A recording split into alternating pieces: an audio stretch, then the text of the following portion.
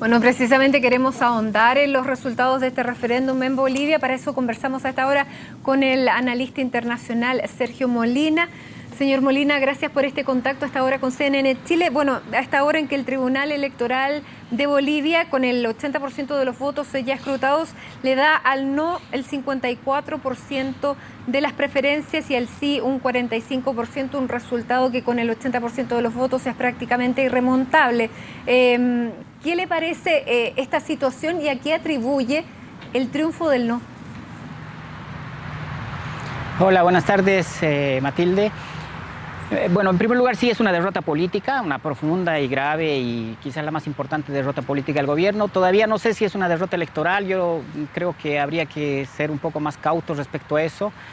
Falta aún escrutar 1.800.000 votos y el no triunfa por 500.000 votos, entonces, y los votos que faltan son sobre todo de áreas rurales, lo cual puede hacer que esos guarismos que en este momento se han entregado sobre el 70%, 70 y algo de los votos oficialmente puedan variar. En cualquier caso, cualquiera sea el resultado final, yo estaría todavía expectante a ver cuál va a ser el resultado final, pero cualquiera sea, ya de por sí es una derrota para una elección que planteó Morales como una elección imprescindible para su gestión, para continuar su gestión de gobierno, y que claramente permitió que la oposición se unificara y le diera un parcial triunfo en este momento al no.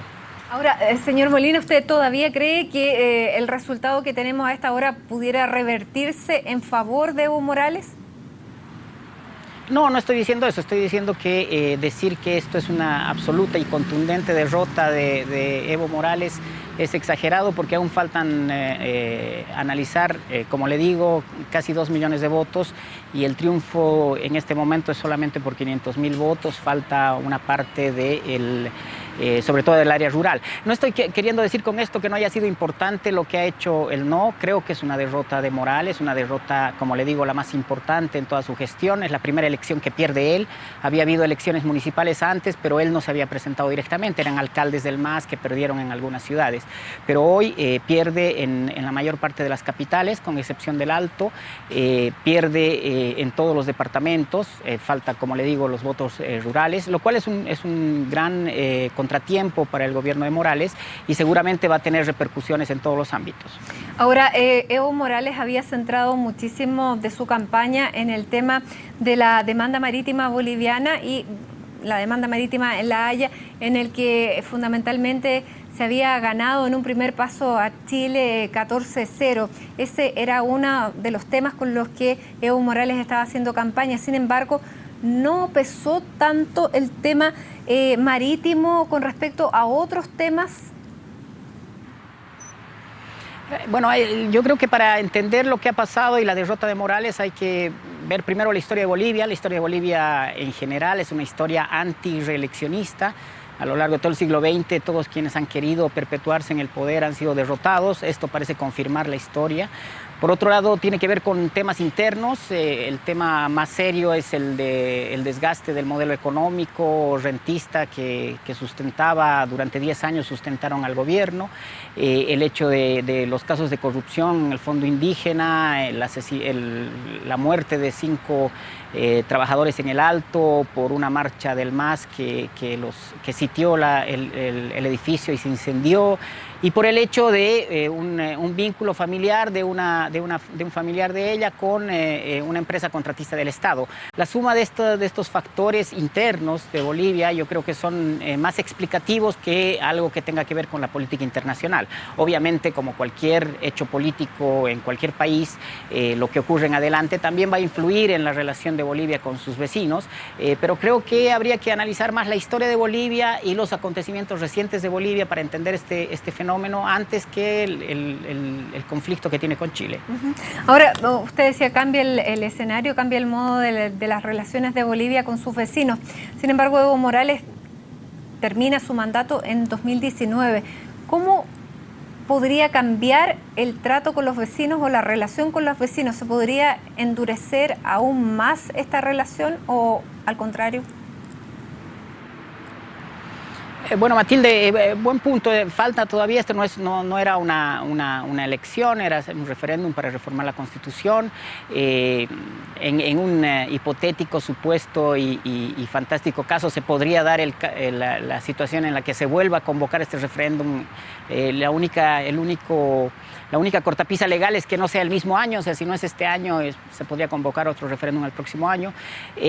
Pero yo lo que creo es que esta derrota lo que va a ocasionar sobre todo es que ciertos sectores nacionalistas pudieran, y además, si a eso le sumamos la crisis económica que afecta a toda América Latina, no se olviden que el gobierno de Morales, los 10 primeros años estuvieron en un momento como nunca antes en la región, sobre todo en el precio de las materias primas, y eso permitió una redistribución, un aumento de los salarios, disminución de la pobreza, incremento de la clase media, como nunca antes se había visto.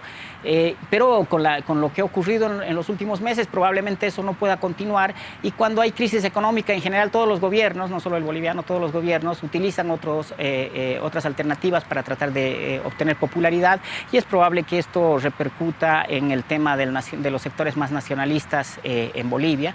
También puede repercutir en el entorno inmediato de lo que es la comisión que asesora a Morales. Hay gente de la oposición y por tanto en un momento en el cual los liderazgos se empiezan a reordenar y donde se empiezan a buscarse nuevas candidaturas, es probable que eso también pueda influir en el grupo más directo que está asesorando al presidente Morales. En fin, estoy especulando porque hoy no sabemos exactamente qué está pasando. Especulo como cualquier otro analista. Claro. Hoy no sabemos cuál va a ser la reacción exacta de lo que va a ocurrir. Eso lo sabremos en los próximos días, pero sí podemos pensar que en la medida en que la derrota de Morales se profundice, en la medida en que la crisis económica se profundice, factores externos podrían tener alguna relevancia mayor que hasta ahora. Y en ese sentido endurecerse el diálogo. Ahora, si bien entiendo, corríjame usted, si entiendo bien, Evo Morales podría el próximo año o antes del 2019 repetir lo mismo y poder así volver y poder, digamos, reformular la Constitución y poder presentarse nuevamente. ¿Este no es el fin de la era Morales el 2019? Sí, probablemente sea el fin.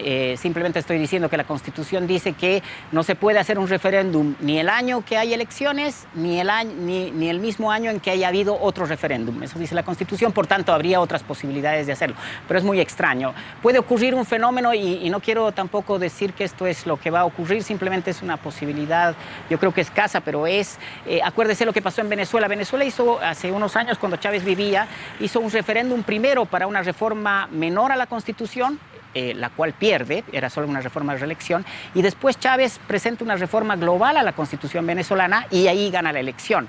Esto sería como la inversa. Ahora se hizo una reforma a un solo artículo de la Constitución y quizás es una probabilidad, en unos años más pudiera presentar una reforma más global de la Constitución donde se incluya también este artículo, y en ese sentido podría haber esa posibilidad. Pero no quiero sacar de lo que es la noticia y la información en estos días y que tiene que ver con una derrota de Morales, que probablemente esto va a generar problemas dentro de su partido, la dispersión del liderazgo. No se olvide que es una economía rentista. Las economías rentistas necesitan que la renta también se redistribuya y el liderazgo se redistribuya. Eso es parte de lo que está ocurriendo en el MAS.